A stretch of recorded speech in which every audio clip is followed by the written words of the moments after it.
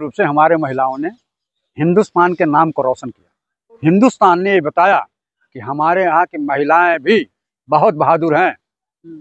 और देखिए, जो लोग कहते हैं कि मुस्लिम इस देश के लिए काम नहीं करते हैं, दो लड़ाइयाँ हुई। एक सन 1965 में जब लाल बहादुर शास्त्री जी प्रधानमंत्री थे, उस समय पैटर्न टैंक अमेरिका का था। पूरा बम अब्दुल हमीद ने अपने शरीर में बांध लिया और पैटर्न टैंक में घुस गया, कूद गया हवाई जहाज से, उस पैटर्न टैंक को तोड़ दिया और मजबूत पैटर्न टैंक के भेद को खोल दिया।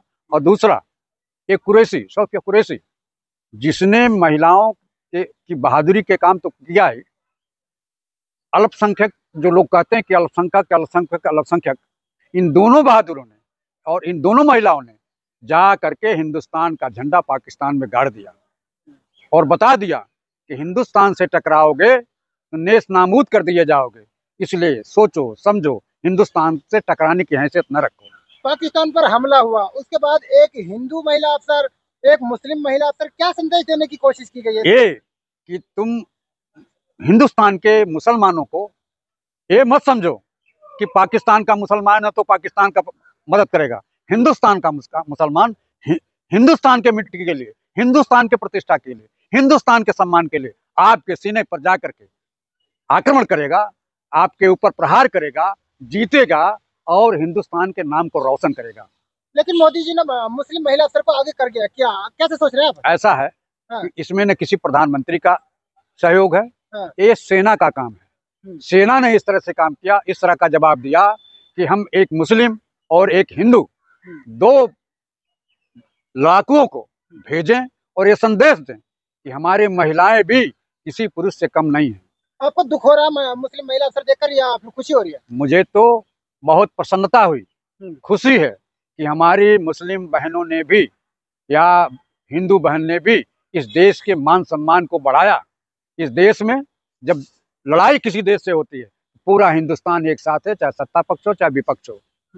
तो महिलाओं ने बहुत बढ़िया काम किया, हिंदुस्तान के नाम को रोशन किया। जिस महिला अफसर को आगे किया गया है, उसके दादा, पापा और उनके हस्बैंड, पूरा परिवार ही आर्मी से मिला हुआ है। आपको बताऊं, 1971 में इनके पिताजी भी बांग्लादेश के खिलाफ लड़ाई लड़े थे। उन्हीं की बेटी आज पाकिस्तान के खिलाफ जाकर के लड़ाई लड़ी।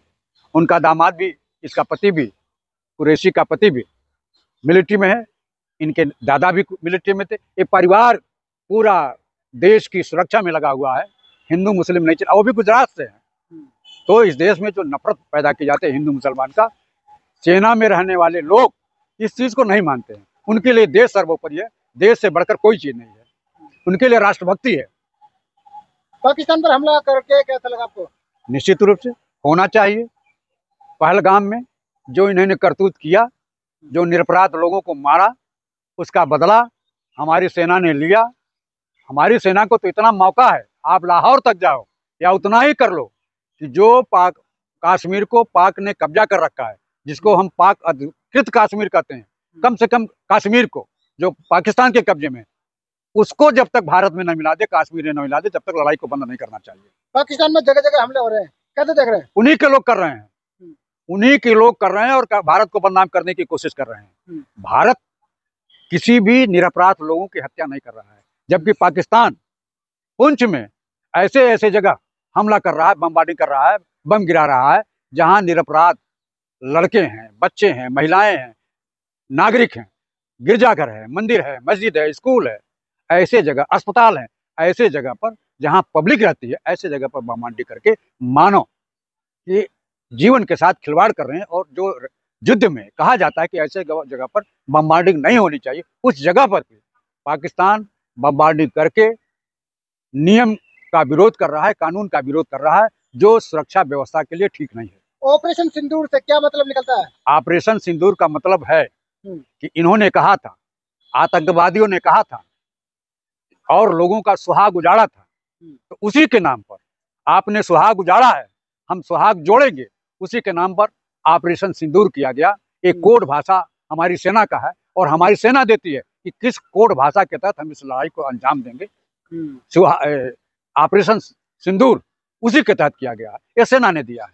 पाकिस्तान में घुसकर भारतीय आर्मी का ऑपरेशन कैसा महसूस कर रहा है? बहुत अच्छा महसूस कर रहे हैं। दुश्मन को आप जितना ही कमजोर कर दीजिए। इसी तरह से बांग्लादेश में भी ये चक्कर पकड़ पाकिस्तान के लोग करते थे, और इंदिरा जी ने आज पूरे पूर्वी पाकिस्तान को ऐसा तहस नहस कर दिया, ऐसा इनको पाठ पढ़ाया कि लगभग 90,000 सैनिकों को मैं हथियार के साथ जनरल नियाजी के नेतृत्व में पाकिस्तानी सेना ने सरेंडर बोल दिया था, आत्मसमर्पण कर दिया था। तब भी इंदिरा जी का नाम नहीं लिया जाता था, जनरल मानेक शॉ का नाम लिया जाता था। और आज इंदिरा जी ने पूरे विश्व का मानचित्र भी बदल दिया और इतिहास भी बदल दिया। आज पूरे विश्व में पूर्वी पाकिस्तान के नाम से कोई प्रदेश नहीं है, आज वहाँ बांग्लादेश है। जनता कह रही है कि पीओके को वापस लेने का अच्छा मौका भारत के पास। निश्चित रूप से हिंदुस्तान की एक एक जनता चाहती है कि सरकार आदेश दे कि हमारी जनता, हमारी सेना जो पाकिस्तान के कब्जे में कश्मीर है उसको अपने देश में मिला ले। ये हिंदुस्तान का एक एक व्यक्ति चाहता है। अगर आपको मौका दिया जाता है भारतीय सेना की तरफ से तो क्या करेंगे आप? मैं निश्चित रूप से आदेश करूंगा कि बलूचिस्तान को अलग कर दो और पाक कश्मीर जो पाकिस्तान के कब्जे में है उसको हिंदुस्तान में मिला लो।